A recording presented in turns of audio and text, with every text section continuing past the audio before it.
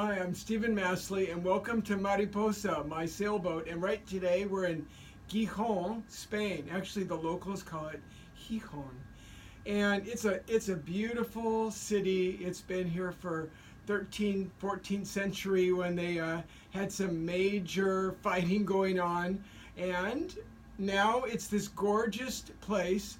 We went bicycling this morning on bicycle trails throughout the town. It's a port. It's on the Bay of Biscay, and it's just beautiful. We sailed into this bay a couple days ago, and we've been checking out the food and the culture, and I've really enjoyed visiting this city. Now, I want to share with you one of the favorite recipes I picked up along the way, and it really has to do with a sauce that you can use on protein. You could do it with chicken, you could use squid. Actually, we've had the little tiny squid with this sauce in a restaurant multiple times. It's been fantastic. And if you wanted the vegetarian option, you could do it with like tempeh and grilled tempeh. For today, I'm doing chicken a la Basquaise. It's chicken Basque style. Now, the Basque region in Spain, I'm going to tell you about just in a second. But just to make this easier and to speed it up a little bit to save your listening time, I went ahead and sauteed some chicken. I have legs and thighs. I sauteed them in avocado oil, 2 tablespoons of avocado oil just to get it started. And I just sauteed them until they were lightly browned on each side. And then I set them aside, and that was pretty straightforward, and I'm ready to continue. So I'm going to switch. I've got this burner on here. We're going to put it back on.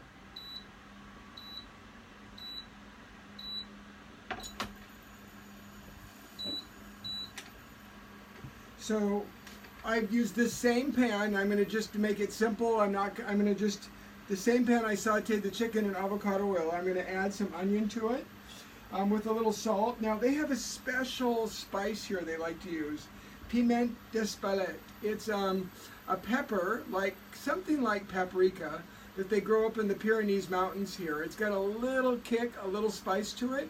So if you can't find piment d'Espelette, what you could do is, it'd be pretty simple. Use paprika and just put in a little bit of cayenne, ground cayenne pepper to taste. Maybe 1 teaspoon of paprika, an 1/8 teaspoon or less, depending on your heat tolerance. But I'm going to go ahead. My pan's heating up. I'm going to give it one more press. Fire. And we're going to add 2 tablespoons of extra virgin olive oil. I'm not going to have it too hot. We're going to just, extra virgin olive oil does not tolerate a lot of heat. So we'll just keep it at like a medium heat, not over 400. And we're going to saute our onions. You get that nice little sizzle. Always want your pan heated enough so when you add it in, your ingredients in, you get that nice little sizzle going. Oh, this pan doesn't like it when I lift it up, does it? Okay.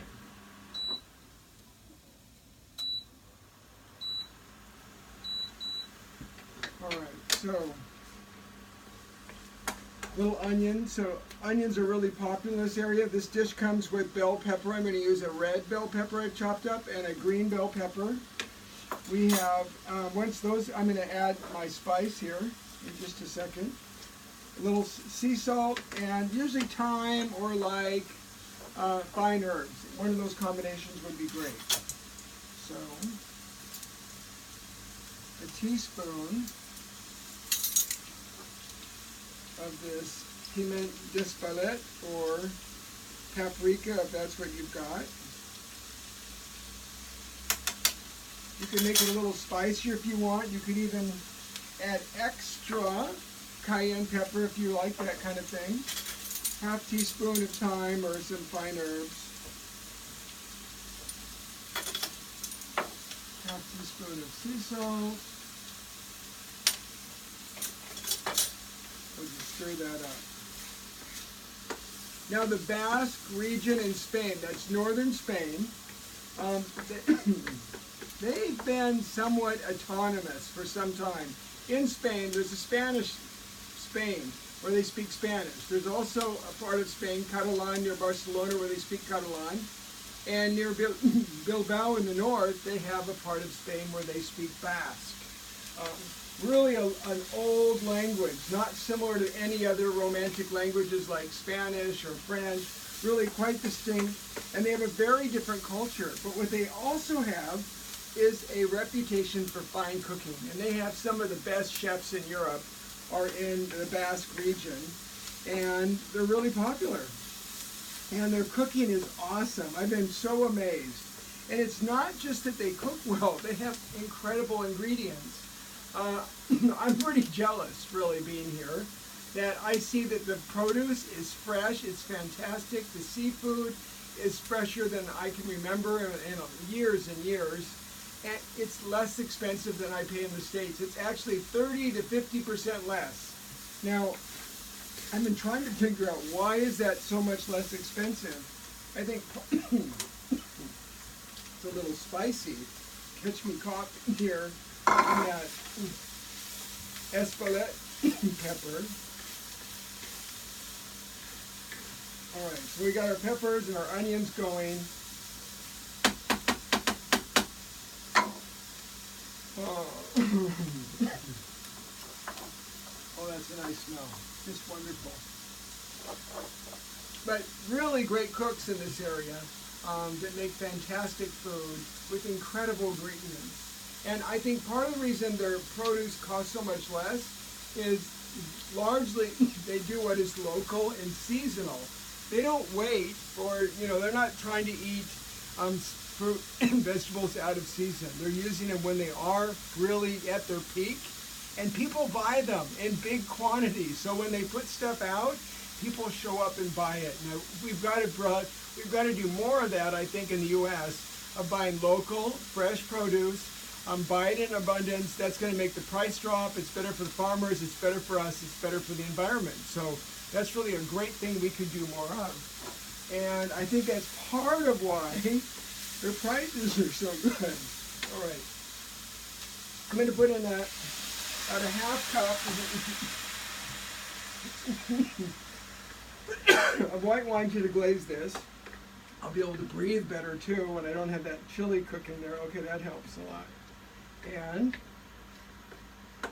wine is really a good deglazer. If you don't use any alcohol, that's fine. You could use stock. You could use rosé wine in this too. But vegetable stock would be just fine if you prefer to use that. But wine does help with that. Onion and vegetables tend to stick to the bottom of the pan. It helps release that sugar they have, bring the flavor into the food, and your pan's not so sticky. And that really, I feel better. I can breathe better now when I'm not cooking chilies. I'm going to add these tomatoes. The tomatoes here are gorgeous, gorgeous, flavorful, as good or better as what I grow in my own garden back in Florida. They're wonderful. Well, look at the colors in this sauce, how beautiful that is, that we can just make this beautiful sauce here. It's so pretty.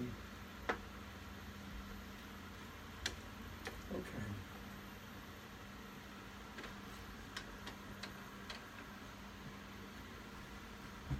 And then I'm going to put in half of the parsley, save the other half for later. And I think I'll add my garlic now. It's usually garlic, so garlic has really good medicinal properties to it. It can help lower cholesterol, it improves blood pressure, it helps fight infections, it's got cancer fighting properties, but you lose all of that if you overcook it. So I usually add it at the end of my cooking process, not in the beginning. Now there's a little liquid here. I added the wine, the tomatoes, that sauce. We want this to simmer for a bit. So that's kind of the key to this, is this is going to have to simmer for about 20 minutes. But, okay, now it smells fantastic. We've got onion, tomato, red and green bell peppers, parsley, paprika, in this case, piment d'Espelette, some thyme, refined herbs, sea salt. Very simple dish, really super easy to make. And now that we've got all this in here, I'm going to add the chicken back. So as I said in the beginning, I browned some chicken. Just lightly browned it. We're going to add it back into the sauce.